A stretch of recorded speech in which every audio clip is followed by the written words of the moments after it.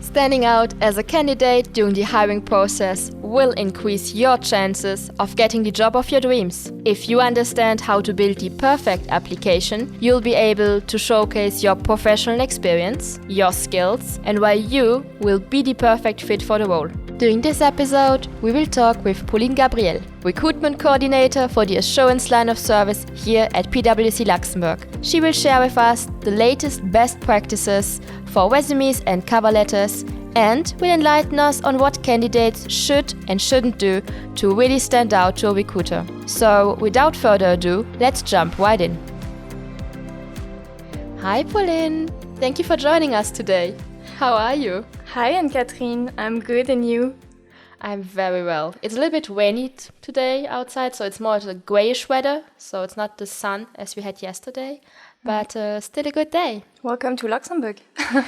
Yeah, really. No, but I'm very excited to be here today. Thanks a lot for the invitation. I'm happy that you were able to join us. But maybe let's move on to formally introduce you now. You've been working at PwC Luxembourg for almost 4 years as part of a talent acquisition team for the assurance line of service. You are French. You studied foreign languages and international affairs at the Université de Lorraine. Mm-hmm. And quickly after your studies, you headed for human resources, and more precisely for recruitment. Why? Good question.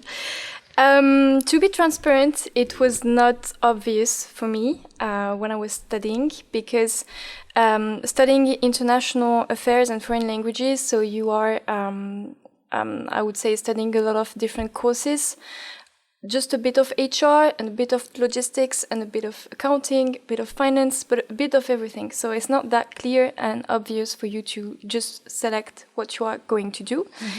Mm-hmm. I really liked the HR courses, and what was interesting for me, and I was super curious about this, is that during HR courses you are not really studying recruitment, because it's not a theory, it's more something you are experiencing on the job. And I was really curious, like, okay, how is it to be a recruiter? Okay, what do you do? How do you do to recruit someone? How a company is doing? So I was quite interested, and I wanted to apply to an internship in Luxembourg because of the international environment. And studying foreign languages, I wanted to work in English and be able to meet a lot of people from different cultures, different backgrounds, different nationalities. And there were plenty of job opportunities and internship opportunities on the Luxembourgish market at that time.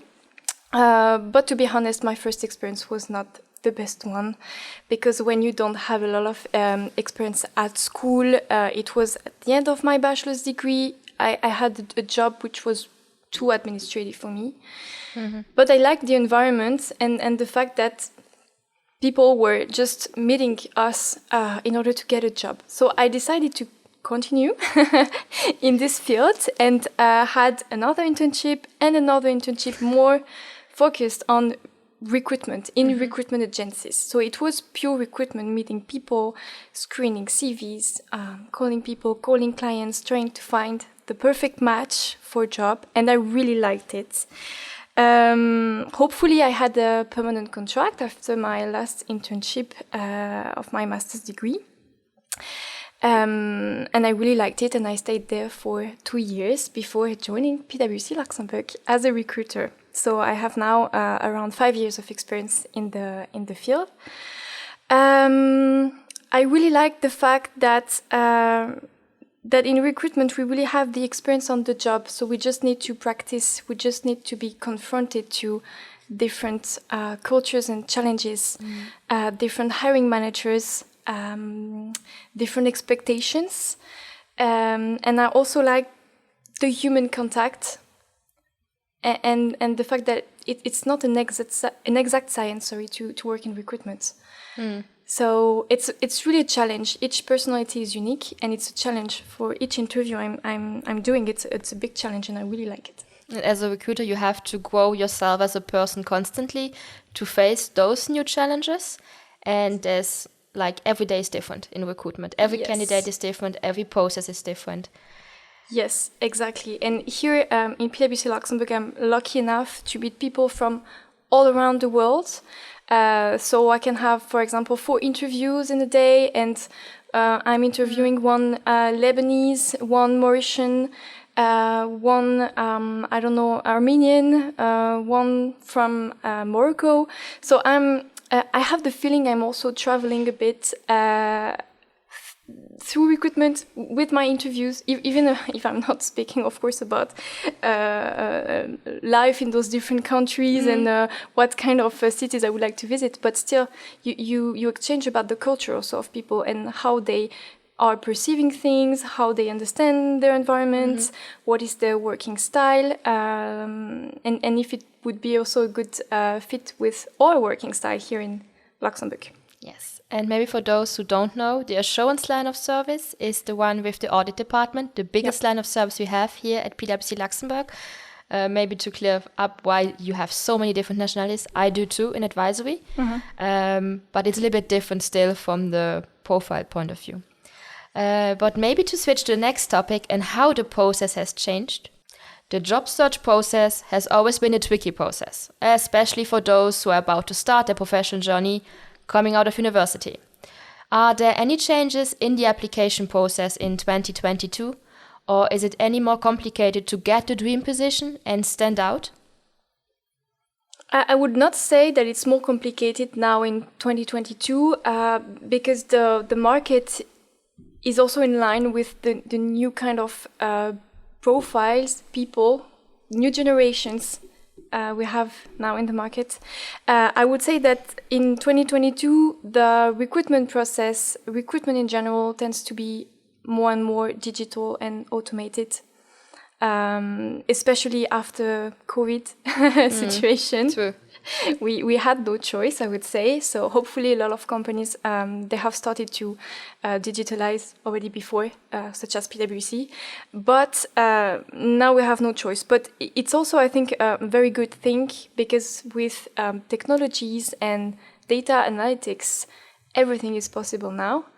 We can reinvent completely the process. We can implement gamification with game-based assessments. We can implement chatbots to improve the recruitment process, the efficiency of the recruitment process, and the candidate experience, of course. And artificial intelligence through video interviewing. I think it's the future. So I guess a lot of companies are now implementing video interviewing, but it will become, with the remote working now, it will become something very useful for companies who want to attract people from abroad. That could be interesting. And why not in the future, in a couple of years, virtual reality? I don't know. Let's imagine you can interview someone or meeting your hiring managers abroad, but in a virtual environment, like be there without being there. I think that would be good.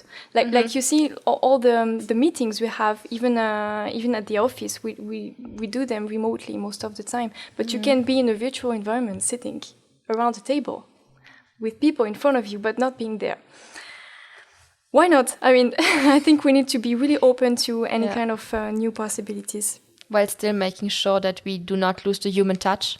Exactly. I think that makes also a difference in the process. Exactly, because I think in 2022 we will now more focus on soft skills than technical skills. We are now looking for more typical profiles with a focus on non-negotiable skills, soft skills such as communication skills, learning agility, good team spirit. Good team spirit, yeah. Team working environment is very important, especially in assurance here, because we really work in teams. People will be completely flexible and we adapt and integrate to the environment.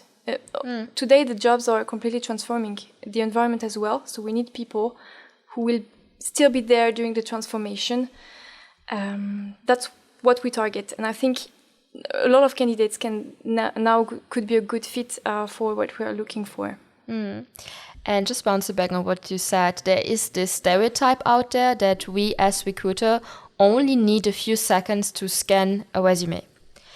Do you think it is really that easy to identify the perfect candidate match? Or are you looking for any red flags or go signals in an application? It's true. I think it takes less than 10 seconds probably to screen a CV when we are a recruiter. I know it sounds weird when you are not in this field, but we are completely used to screen thousands of CVs every month. So we understand very quickly what is the structure of a resume. So we know where are the good information to look for. It's not easy to identify a perfect candidate match because there is no perfect candidate based on a resume, to be honest. The resume, it will be just like factual elements of your experience, but it does not mean that you are a good person or a good employee, match. A great match or a good employee, or you have the right skills that we are looking for. So I would say that the interview will make the difference, not the resume itself. But also to answer your questions regarding the red flags or the go signals, yes, of course, we are looking for, when we look at a resume, we look for a good layout, interesting layout, good structure. It has to be well structured. It has to be well organized. No spelling mistakes, of course. It has to be really professional because the resume is showing a bit who you are, not in details. Yeah, what you are capable of. Yeah. If you apply to an audit job, but your resume is not really structured, not well organized, but organization is also a key skill to move into audit, that's already a good indicator for the recruiter, I would say. I like having clear sections where I directly see what what the person did in the past, what are the experiences, what are the studies, what are the languages. As you said, we are screening thousands of CVs in a month. We do not have the time to spend 3 to 4 minutes on a CV looking for that specific information I'm looking for. So structured CV is always something that helps someone stand out. And that also brings us to the next question.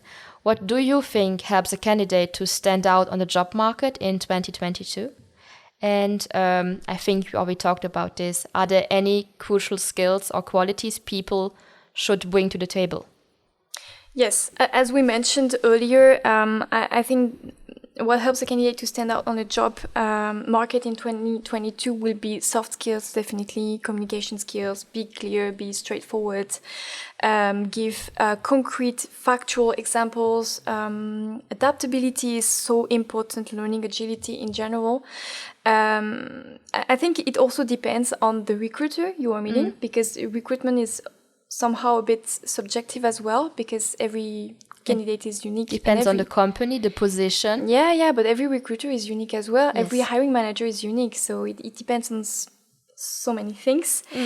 But I would say today what is really important is so soft skills, which will make the difference, but also everything related to technologies. People who are candidates who are willing to learn more about data analysis, who wants to be involved on projects related to transformation, especially this young generation who was born with a computer already in their hands. I think they are good profiles to recruit today, and they will really help companies in their digital transformation. All those, like, how do we say it, tech savvy people, you know, who want to who are already used to the new technology. So there's a new generation upcoming, and talking about the new generation, maybe the old-fashioned mention of the soft skills on the resume. I think you already answered partially this question, because it is getting more important, but how would you show those skills on a CV in a meaningful way? I would not show those kind of skills in a resume. For me, the resume is not the good place, good material to show the soft skills. So I would say it's better to show your soft skills in a cover letter, even if now a cover letter can be a bit old-fashioned as well. But your soft skills, you will be more able to show them during the interview. because you will give concrete example on who you are, your experience at school, the internship you had and all the jobs you already had. But the resume will be more factual elements about your background. Yes. That's like I always tell when I go to universities and having like workshops on how to build your CV, I'm like, the CV is the entry ticket to the interview. And then in the interview, you can showcase who you are and what you bring to the table as a person. Exactly. That's also, again, brings us to the next question. A lot of people who coming out of university having little to no experience, they would like to understand how they can compensate the lack of experience compared to others. Okay, so when a company, and I'm from PwC Luxembourg, and when we are looking for junior profiles, we're not expecting candidates to have experience already. So really don't worry about this. The recruiter and the company itself already knows this. Yeah. And again, it's always linked to soft skills. We are looking for new profiles who will have the good soft skills and not the technical skills already.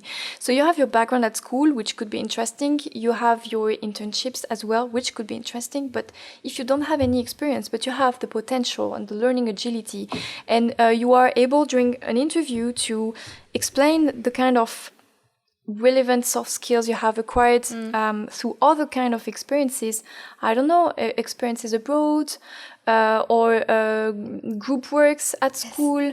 It or can even a student job. Yeah, even a student job. As a cashier, you can put those skills forward. Definitely, like stress management, organization skills, client-facing, assertivity. I mean, you do have a lot of soft skills already. So, you just need to explain this to the recruiter. You have no technical experience, but you have life experience already. Yes. It could be really interesting. And I think the key message is that on your resume, we just need to see that you have learning agility by showing us what you tried to do besides your study, or even doing your studies from group project or associations. And then you will get that interview where you will be able to show who you are and why you would be the perfect fit. So even if you think you maybe are underqualified for the position, still apply. You're not losing anything. Definitely, yeah, I think so, yeah. Many professionals believe that motivation or cover letters are already outdated. What do you think about this? Okay, so I think it's not digital enough for 2022. But I would say, to be transparent, I also appreciate the effort when I see a cover letter, because, to be honest, it takes time to write a good cover letter. It takes a lot of time and energy. And I always read cover letters because I appreciate the motivation from the candidate to do this extra effort, even when it's not required from the company itself. The only thing I would suggest, as a recruiter, as a tip, pay attention to the kind of cover letter you are writing. Try to make it really professional. Avoid the spelling mistakes. Try to link it to the company you are applying to. Because, when you apply to PwC Luxembourg and at the end of the cover letter you put, I would really like to work for your bank. This is not that professional. Or it means that you are not double checking what you are doing. So probably we'll have some doubts before calling you for an interview. So always be professional in the way you apply. This is really important. Yeah, I fully agree. And regarding resumes, what are your top 3 do's and don'ts? So I think we mentioned it earlier. So for me, what is really, really important is the structure of a resume. It has to be very clear for the recruiter. When you send your resume, when you create it, always think that probably someone who is not from the recruiter job will read your resume, and it has to be really clear, and we have to understand it. That's the most important thing. When I'm opening a resume and it takes 5 minutes already to understand the structure, I'm like, okay, this is not good. This is definitely not good. So really the structure is really important. Avoid spelling mistakes. avoid putting too many information also on your CV. Being straightforward is a quality, I would say. And again, it has to be clear. It has to be super clear. You can say so many things with like one phrase. Be concise in your resume. Yeah. Do not put details that are not relevant for the job you are applying. We receive someone resumes that are 15 pages long. Yeah. Oh, okay. Yeah. I mean, I take the time to go through the entire thing, but maybe someone else wouldn't. So just keep in mind to be concise, because you can say so many things on like 2 pages. Exactly. And as you said, it's the entry ticket for the interview. And then you will have probably 1 hour interview to really explain what you have done and all the experiences you had, which is really nice. But do not put that on your CV. Yeah. And apart from preparing resume and a cover letter, many candidates forget about their online presence. So what do you think about the recruiters checking social media profiles? Or is it really important to have your media tidied up? I'm not that comfortable for the moment to check candidates' Facebook account or Instagram account for recruitment purposes. Screening purposes, because I think it's too personal, too private at the moment. On your Instagram or Facebook account, you have, I don't know, your family, yeah. Your activities, your hobbies, and it's not work related. So I would not be comfortable now to do it. I don't know, probably in the future we will do this, and we will have to rethink our online presence, especially on those media. Yes. But for the moment it's not that used, I would say. However, I think it could be a good idea to use Facebook and Instagram for campus branding purposes, to put our communication or ads and try to reach out to people in a different way. I think that's good, but not entering their private life when checking their account. Fully agree. Yes, but we are of course checking LinkedIn, which is a professional network, so no issue with private life. But in any case, be careful with the internet, and what you put on the internet stays on the internet, and then it's forever there. So even if you are not checking your private account, be careful to what you are posting online. Yeah, it's your personal brand you are putting out there. Exactly. And to end or conclude this interview, what does the application process look like here at PwC Luxembourg? Okay, so very easy, super easy. You see probably already many of our job ads online. It could be directly on our career website or through job boards. Your school. We are using a lot Job Teaser for school, which is a very good job board.